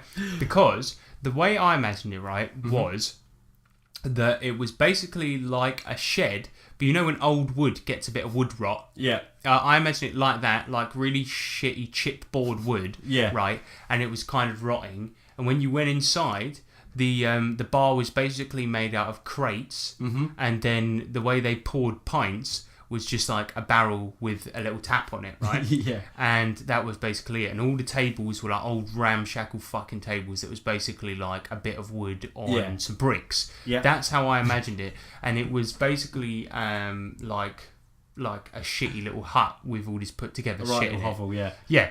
And it was like that bad, like the sort of level that a hobo would make using material that he'd found behind a bin. Yeah. Right? That was my imagining of the goblin pub. Uh-huh. What was your imagining? Mine was a little bit different. I just envisioned it all, I don't know why, but everything was made out of bones. I know. It was a goblin pub, but it was still quite small, but I don't know, the bar was made out of bones, and like all the tables were different bones that they had collected from the city or whatever. Little bone shot glasses. Little bone shot glass. I don't know why, a little bone dartboard. But the whole thing was just a bone. In my eyes, I just imagined Bonetopia. I don't know why I couldn't get this image out of my head. Yeah, so two very different imaginings of the same thing. Yeah. That was awesome. Very good. Next question. Have you ever been in a fight in real life and thought you had special abilities because you have watched a fair few Kung Fu films? I haven't, but I saw one once, and it was really bloody funny. Because there was this guy in our school, right? I won't say his name, but let's say his name was Jeffels. Right? And Jeffels was, every school has their psychopath, right? Yeah. They might never actually go ahead and do the massive chainsaw massacre. Go full murder. But one day they're gonna. Yeah. And Jeffels was that kind of guy, right? And it was really funny because he always used to plot things, and he had this unnatural obsession with Hitler, and he used to, for real. And my mum also worked at the library, and she used to tell me what sort of books he would get out, and it was either Hitler or ninjas. Those were the only two things that he would ever. That's all he cares about. Yeah, and basically Jeffels one day got in a fight. Right, the one time he ever got in a fight, he went up to the school bully, the biggest, baddest guy in the school, and went, "Fuck you, bully! Your reign of terror is over, and now I shall kill you, and I shall kill you once and for all." This is after only reading about ninjas, not actually being one, or training, right? and then he gone away. Exactly. And he went up to the biggest, baddest bully and challenged him. And all he did was get into the crane position, right? And just went, "You cannot get past my defensible wall." And the bully just smacked him in the face. And instantly, and he just went down. He just went down. No. Boom. That was it. One hit and he hit the floor. Wow. 2 hits. Wow. He hit him, he hit the floor. That was it. Oh, man. Yeah, it was amazing. But no, I've never been in an actual fight, and thus I've never been in a fight and thought I had powers. So yeah, true. Same. I haven't been in a fight. But everyone has tried to use the Force in real life. Oh, of course. Just stood there with your hand really tense. Just try. Come on, move. Just in case. Move. Yeah. Do I have telepathy? No. Is it telepathy? No. Telekinesis. That's it. Yeah. And you just. Oh, did it move a little bit? No. I've just been staring at it too long. Yeah. No. Unfortunately not. But there you go. Next question. During the time right now, and the time spent during the pod recording, what do you think you would normally be doing instead? And what do you think you could have done in this time? Oh God. Well, I know what I'd be doing. What would you be doing? Working. Oh yeah, exactly. Yeah, you got a day off from work, didn't you? Yeah. Same here, probably. I've been working on a secret project. You've been working on a secret, and I would, in the amount of time we've done this pod, I probably would have done that. Changed some light bulbs, done a few sockets. You would have changed some light bulbs. I would have been doing secret project. Yeah. Wanking. And his last question: how much would you? Here we go. How much wood would a woodchuck chuck if a wood? I used to be able to do this. How much wood would a woodchuck chuck if a woodchuck could chuck wood? Yeah, a lot of it. Yeah, a lot of wood. Yeah. Good questions, James. Thank you very much. Thanks for sending those in. Always appreciated. Mm-hmm. All the way from Kyoto, Japan. I appreciate that. Thank you very much, man. It's always good to hear from you. Yep, as always. Seen him tonight, actually. There you go. Good. Thanks, buddy. Keep them coming in. Next question is from Morgan Ellis. Morgan Ellis. Yeah, he's a talking morg. He's a talking morg. How's it going, man? Wait, you can't answer back. Full of dead people. Oh God. Have you ever made a homebrew item / class or race for a game? And if so, how did you make it without it being brokenly OP, but still cool at the same time? I have. Yeah, they're online. But Bubblegum. Yeah. I make a lot of homebrew items for games. Mm-hmm. I always do it, and I try to make them balanced by sort of the best way to do it is by looking at the items that are already in the game, and I would say maybe balancing it alongside those and making sure they're not OP by that. And I think what a lot of people do, the mistake they make, is not being open with the players in your group if you're DMing and just saying, you know what, guys, I fucked up. Maybe I made that a bit too OP. Would you mind if I just scale that back a little bit? Yeah. Or if you make it too OP and you fuck up, just own it and raise up everything else. Make it OP in the game. Fuck it, doesn't matter. If something's OP, make it a big deal in the game. I don't know. But the point is that, I've made a lot of items for games, and I always think instead of going for, say, a really powerful sword, go for something that has a cool gameplay benefit instead, and that way you don't run the risk of having something OP. You just have something that alters gameplay and is fun instead, and that's what I went for. Or just encourages roleplay. Exactly, yeah, That's something always like really that. good fun. Yeah, it has no kind of mechanical bonus to it, but it will make people talk about it and might get you into more fun situations. One of my favourite ones that I did, this is kind of broken and OP, but was incredibly fun, was the everything detector. Oh yeah. And it had a chamber in it, and what you would do is put any item in there, and it would detect that within a 20-foot radius, or you could have the overpowered version. And it was the guy's voice. Do you remember? Instead of having a normal beep, it would have the guy's voice that invented it. So you would put an item in the chamber, and then it would go beep, beep, beep. Yeah. So the everything detector. Put that in your games. That was a good one. So you used that to find a cult, didn't you? We did. Yeah, that was pretty awesome. Yeah. So just don't make it OP. That's my advice. Well, no, or just dress it up, make it up, make it cool, and just go by the other items in the book, and you'll see that they kind of have a balance to them, and just try and stick with that. Yeah, lovely. Thank you very much, Morgan. Cheers, Morg. Cheers, buddy. Next one is in from Sean Hunt. Hello, Sean. Sean Blunt. Sean Blunt, and he says, "What are the best campaigns you have played in?" That was easy, all of them. Yeah, all the campaigns. I haven't had a bad one, so I've been really lucky. But I know you got to pick the best one. Oh, you've got to pick the best one. Okay, so the best campaign I've ever played in. So the one you've been a player in. Okay, It's a hard one, but I think it would be. I just loved playing Roland, so probably that first Call of Cthulhu campaign. So your first ever Call of Cthulhu campaign was your favourite campaign. Oh, I don't know, though. It's too hard. Yeah, it's a difficult one. It's a toughie. They're all so good. I've not had a shit one. I would say probably my favourite. There's two for me. In terms of being a player, currently Savage Warhammer. I'm really enjoying. That is really good. In terms of funitude. Yeah. And I would say that another one that I really enjoy was my brother's first Call of Cthulhu campaign as well. That he did. It was set in the 90s. Was absolutely ball-bouncingly brilliant. And I think Call of Cthulhu's are always fun, and I think that you will always remember the first time you played it. Yeah, and it's one of those ones that's always going to be special because Call of Cthulhu is just such a great system. So for me, that's probably up there. And it's probably a big part of nostalgia as well, because it's the first time I played Call of Cthulhu. It was also the first time I've been a player ever as well, actually. So and it was really good. It was a great campaign as well. Yeah, so toughy. Thanks, but I think that's my favourite. I just loved Roland as well. He's just such a cool. He was a good character. Yeah. Awesome. Right. Okay. So thanks, Sean. Thank you very much, Sean.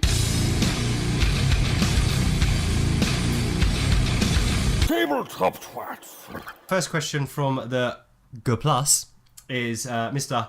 Manuel Soms. Star soccer player, international man playboy. He's not, because he's in a very committed relationship. Oh yeah, international playboy is in. He plays games. A lot. Yeah, that's what it is. He's a playboy. He's a boy that plays games. Yeah, exactly. International sexy boy as well. Yeah, added bonus. So what does he want? He's sent in a myriad of questions, so I'll do like these ones. Yes, thank you. First one is, how many hours a week do you spend preparing for RPG sessions?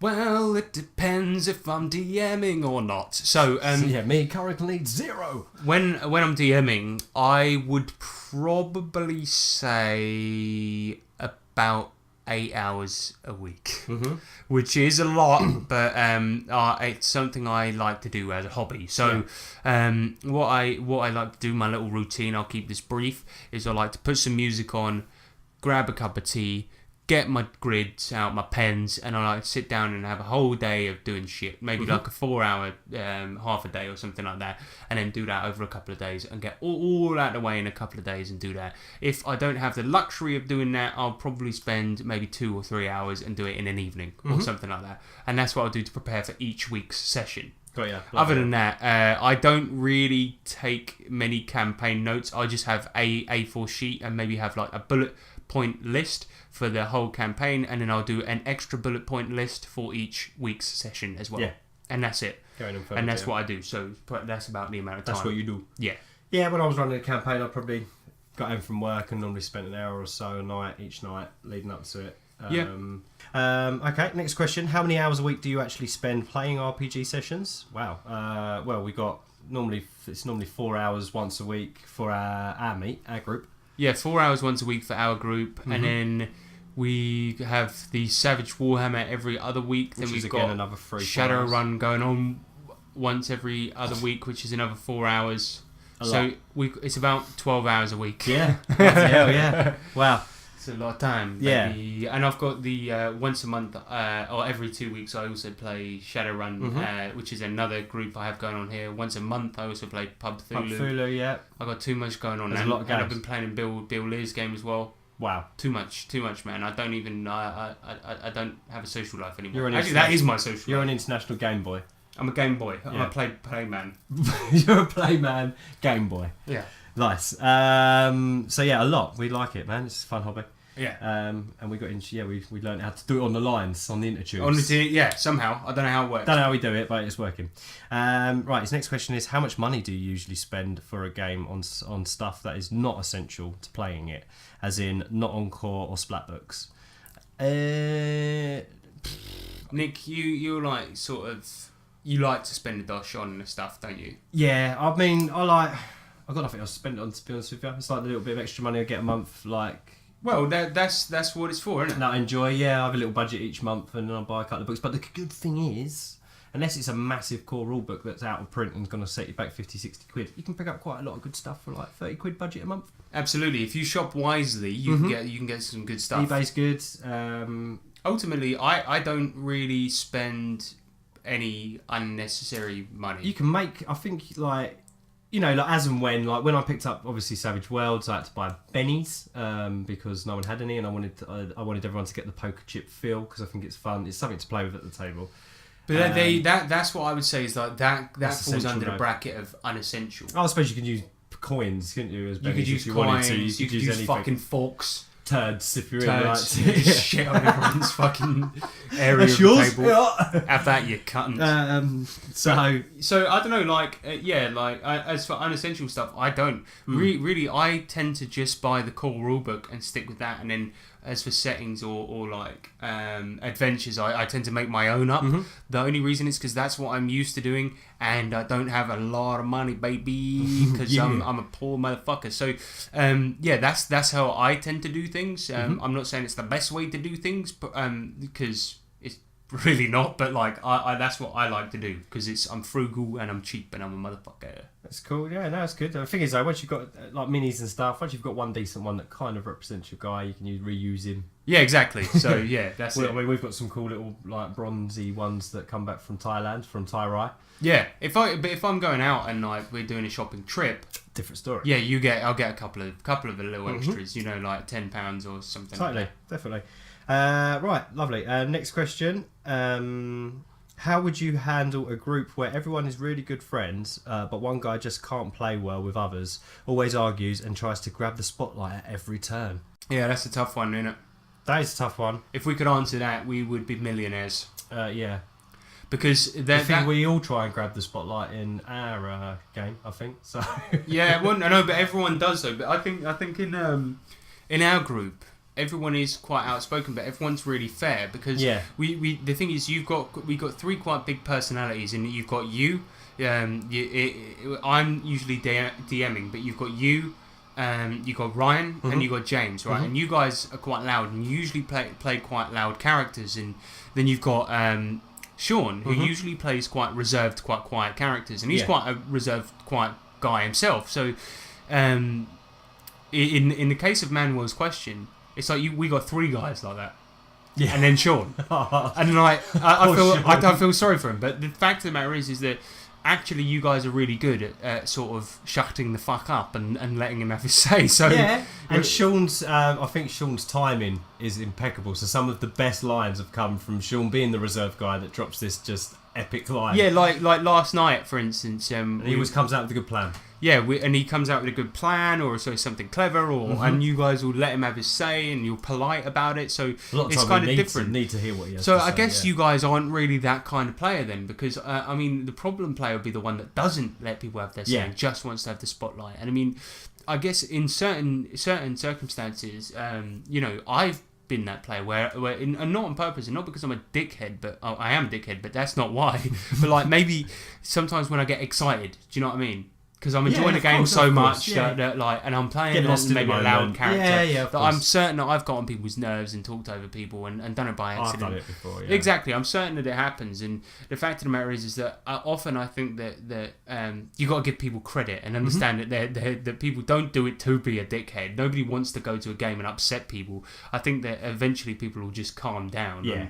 And if somebody is being like that, just say, oh, by the way, I think you were talking over people last game. Yeah, so-and-so was saying something just then. Just let them finish what they were saying. Yeah, most people won't even realise they're doing it. We'll just go, oh shit, I didn't even realise. Yeah, you know what I mean? Say what you got to say first. Yeah, nobody's doing it on purpose, or at least most people aren't. And if somebody does react to you saying, by the way, you were talking over people quite a lot, and if somebody does react by going, no, I fucking wasn't, just go, well, sod off, don't come back next week. Go play on your own then. Yeah. So why don't you try and DM yourself? Give them a choose your own adventure and tell them to fuck off. Yeah, here's a fighting fantasy. There you go. So that's it. Thank you very much, Manuel. Cheers, man. Thanks for Lovely the questions. manners. Cheers, buddy. Yeah, You're a good guy. Keep them coming in. Next question is from the boss himself, Mr. Eric Lamoureux. Oh, man. Frenchie. Here he is, yeah. He says, I have a player who always wants to have pets. His latest desire is to have a pet demon.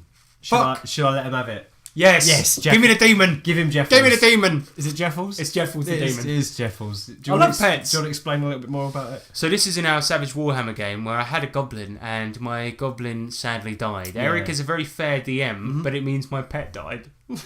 And I want my pet back. And now I had a chance to get a pet demon, and I really want a pet demon. So Eric, please give me the demon. Give me the demon. Give me the demon. Give me the demon. And we're sure that nobody else in the Warhammer universe will mind that this lady now comes riding on a demon. I said I'm going to dress the demon like a horse. That's right, yeah, we're going to try and disguise the demon as a horse. So yeah, give me the demon. Give me that demon! We need a new mascot. Yeah, there you go. Thank you very much, Eric. Cheers, Eric. That's just a personal plea. I love it. That's the part of the podcast that's designed. That's just me communicating with one person. Yeah, can I have a demon? Demon! Demon! Next one is in from Matthew Imaginary Truth Jones. And he says, if you had to create a campaign around one fast food restaurant and run it for the CEOs of said fast food restaurant in order to get paid enough to retire wealthy as fuck, what restaurant would it be and what would the campaign hook sound like? This is coming right off the head, right? No pausing, nothing. It would be for Burger King, right? Yeah. And it would be all about the rise of power of the Burger King and how he stole the throne from the previous Burger King, and how the previous Burger King was a burger tyrant and was ruling over a kingdom and was doing a terrible job of it. Cool. How about you? I'm going to call my game Ain't No Thing But a Chicken Wing. Right. And it's all about finding the perfect hot wing sauce. That perfect crispy batter. Looking at, trying to find recipes, trying to find the one recipe to rule them all and win the chicken wing international. But it has to be for a fast food restaurant. KFC. Okay. No, favourite fried chicken. It's better than KFC. Is it? I like favourite fried chicken, yeah. Okay, well, favourite fried chicken, for those that don't know, is a restaurant in the UK that's similar to KFC, but it's the one that everyone gets stabbed at in the news. It literally is, though, isn't it? Pretty much, yeah. Addition. Oh no, we can't. Is that libel? Ah, fuck it. Who cares? They're not going to listen to this. Oh god, yeah. No, but they do though. It's a fact. I can't. And it's not a fact. That's chicken cottage. Oh. yeah, chicken cottage as well. Both of them. Everyone always gets stabbed there. That's the game. Not get killed. Could have gone chicken cottage. Okay, so additionally, Five Guys. Oh, you took me to Five Guys. Yeah, that was a good place. Yeah. But the thing about Five Guys is that could be pretty good because it could be about 5 adventurers. Five guys arguing over burgers. 5 guys go out to find a burger. No, that's not a very good one. No. Never mind. Good question, though. Yeah, thanks for that. Yeah. Next question is in from Internet Dad. Internet Dad Gary McCallum. He hasn't sent us a question in ages, actually. Yeah, I know. Thanks. He sends us packages, but not questions. Come on, mate. Both are fine. Yeah. Okay, Gary says, if you had the best dad in the world and he lost the use of him arms but was mentally fully functionality and he really need a good wank, or he liked receiving gifts in the bank door and the plumbing was backed up, would you help him out? And if so, what system would you play with him? What the fuck? Okay, for fuck's sake. Okay, so he's saying, okay, oh my god, that's awful. Oh god, What that's RPG game would you play? Well, okay, so someone that has arms. first of all, if your dad had no arms, Yeah. and he needed a wank, would you help him out? And secondly, what RPG system would you play with him? I'm not answering the first question, Gary. That's disgusting. And secondly, which RPG system would you play with your dad with no arms? Their old dad with no arms. You know what? I would go for probably Pathfinder because it only requires one dice, and you could easily pick that with your mouth and spit it out. Yeah. Okay. Nick just did the action. Just trying it out. Okay. Oh, bloody hell. Well, mostly requires one dice, doesn't it? It's a D20. Damage, isn't it? Yeah. Is there a game that doesn't? I'm sure there's games that don't use dice that I've read about. I'd use one of them. Well, you could play. I was going to say vampire, but you use like your hands to do gestures, don't you? Oh shit! Yeah. For the LARP version. Yeah. But you could always go headbutt. Oh dear. This is so bad. Gary, what have you done? What have you done? You've taken us to the gutter. It's all imagination. Is it? And we've had one correspondence come in from Twitter. My friend Chris just said, "Do it drunk," but we started recording at about 11 o'clock this morning. So that is not going to happen, Chris. No. He keeps telling us to try and do this podcast drunk. I know. But Chris, you're a fool, and we will not do that. Actually, I quite like Chris. I've met him once. Yes, you have met Chris. He's a nice guy. He's a nice guy, but stop encouraging us to do bad things, Chris. You bad influence. You bad person. You know what? He told me once that he always plays a chaotic evil rogue. So maybe that's why, because he's like a chaotic evil rogue in real life, and he's always trying to tell us to do bad things. Yeah, twiddling his moustache. Exactly. So, and that's all the questions from via the intertubes. I want to say It's time. thanks to everyone for sending your questions in. We always appreciate it, and we appreciate you on like a deep emotional level. So many levels. No. Just on one, and it's a deep emotional one. So cheers, everyone, and we will see you next time. But for now, it's time to move on to big up the shout out. So we're going to big up some of our colleagues on the Nerds International Network, but before we do that, I want to do something I never do, and I'm really lazy with doing, and I always feel guilty for not doing. I want to big up something that I do for once, and I want to send some people over to a YouTube series that I am a part of and have been a part of for 4 years now. It is called Swag's Den. That is all one word. So if you just type in Swag's Den on Google or YouTube, it will come up. This is a YouTube series that is primarily my brother's, and it follows the exploits of a out-of-work rude boy, which is an English term. And he basically, that's a character played by my brother called PK Swag, and he does reviews of video games. We do lists about video games, and I play a character in that called Haymaker Simon, and I basically am a dickhead in that. Basically more of a dickhead than I am in real life. You have battles off, Shoden? Yeah, we have Shoden where we do battles, and the loser has to usually do a really horrible eating challenge. Yeah. And yeah, we've got lists on there. There's a series of videos where I pretend to be lesser known English celebrity Danny Dyer and play online games or do reviews as well. And of course the Elder Scrolls retrospective. Yes, there's an Elder Scrolls retrospective on there, where which is a series that took us 1.5 years to make. I wrote it, my brother presented it, and we got a like from Bethesda, who made them games, and they said it was wicked. So, go and check those out if you have the time. They're all on my. I've actually added them all to all the. I've actually added all the Elder Scrolls to my G+ in the gaming thing. So. Well, thanks very much for doing that, mate. So they're all on there as well, yeah. Yeah, so, we worked very hard on those videos. We need to get a better camera. I understand that. We've had a lot of people saying, when was this video made? And like, I know they look like they're from the 90s, all right? But just look at the actual content rather than the quality of the video, because I know that sucks. But, so go and check that out if you fancy. But next, we want to promote the jolliest motherfucking guy that ever did fucking live. Sail the 7 seas. No, he doesn't sail. Oh. No, he doesn't sail. He just surfs. Oh, of course he does, yeah. He is a whaler, though, yes, he does. He takes pictures of whales. While surfing. And being jolly. And being jolly. That's his pastime. But when he's not doing that... What else is he doing? Playing Conan 2D20. Yeah, right. No, he does. Yeah, I know. Right, okay. But you have to understand that sounded sarcastic, Nick. Okay. Yeah, right. Okay, no. When you do that gesture, I understand that it's not sarcastic, but they can't see that gesture. Without the thumbs up. You wouldn't know. Yeah, right. No, but okay, look, he is doing it. Oh, so we want to talk about the Jolly GM. He's doing Conan 2D20 on his channel very soon. He's so fucking jolly, it'll make your head spin. Yeah, he's a jolly guy.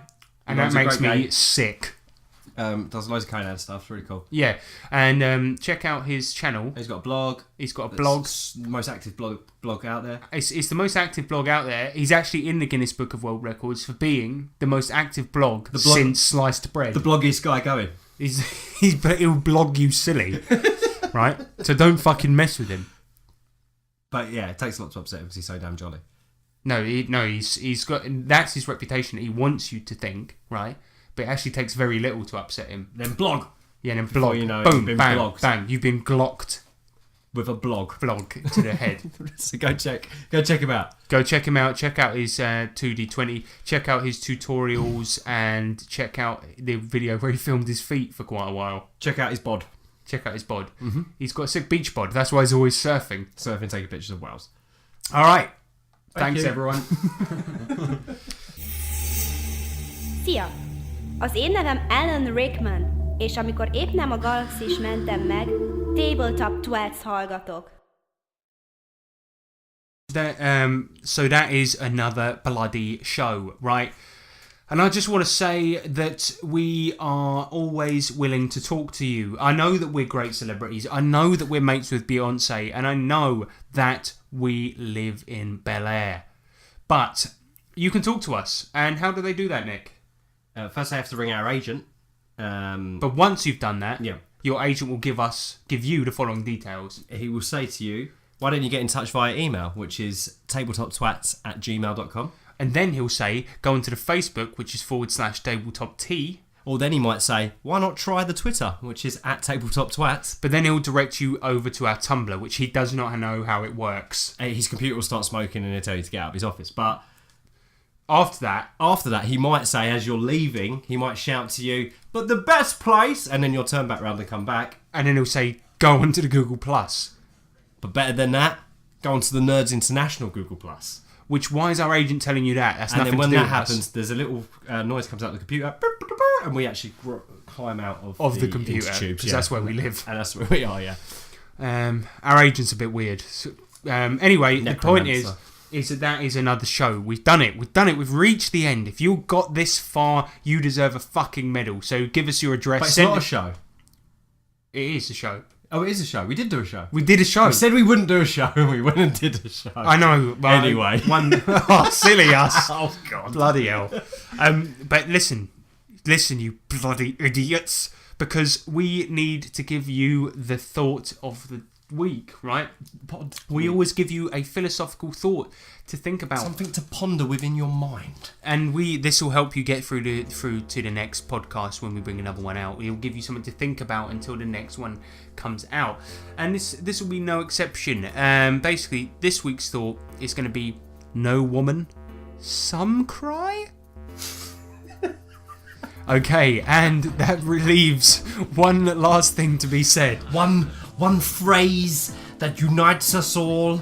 And it was written down in a very ancient book once long ago, that was found in the pyramids of Egypt, that was taken from the very clutches of Tutankhamun. And that phrase, Nick, what is that phrase? Chicken McBoshleys. Good bike.